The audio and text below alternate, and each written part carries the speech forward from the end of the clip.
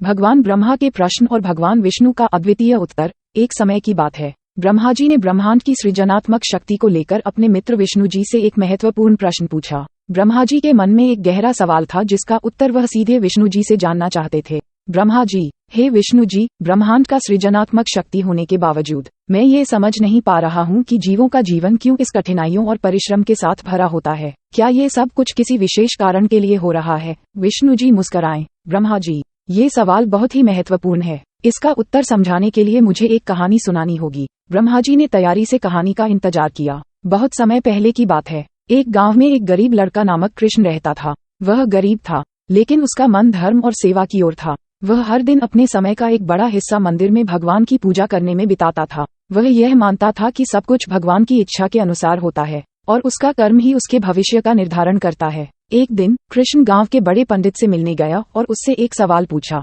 महात्मा, क्या आप मुझे ये बता सकते हैं कि हमारे कर्मों का परिणाम क्यों इस तरह से होता है? क्या हमारा भविष्य पूरी तरह से प्रारूपण के बाद ही तय होता है? पंडित ने मुस्कुराते हुए कहा, कृष्ण, तुमने एक बड़ा सवाल पूछा है। इसका उत्तर सुनकर तुम्हारे दिल को शांति मिलेगी। पंडित ने कृष्ण को एक विशेष कहानी सुनाई। कई साल पहले एक समय की बात है। भगवान विष्णु और भगवान शिव आपस में चर्चा कर रहे थे। विष्णु जी ने एक प्रश्न पूछा, हे महेश्वर, हम जीवों के कर्मों का परिणाम क्यों इस तरह से निर्धारित करते हैं? क्या हमारे पास उनके भविष्य की जानकारी होती है? शिव जी ने मुस्कुराया और कहा, विष्णु, हमारे पास जीवों के कर्मों का पूर्ण ज्ञान नहीं होता। हम सिर्फ उनके कर्मों का प्रतिक्रियाशील होते हैं और हम उनके कर्मों के आधार पर ही उनके भविष्य का निर्धारण करते हैं। लेकिन इसमें जीवों का अधिकार और उनके स्वतंत्रता का महत्व होता है। वे अपने कर्मों के द्वारा अपने भविष्य को निर्मित करते हैं। विष्णु जी ने ध्यान से सोचा और कहा, तुम सही कह रहे हो महेश्वर। ये जीवों के स्वतंत्रता और कर्मों का महत्व है। हम उनके जीवन में निरंतर प्रेरणा और मार्गदर्शन कर सकते हैं,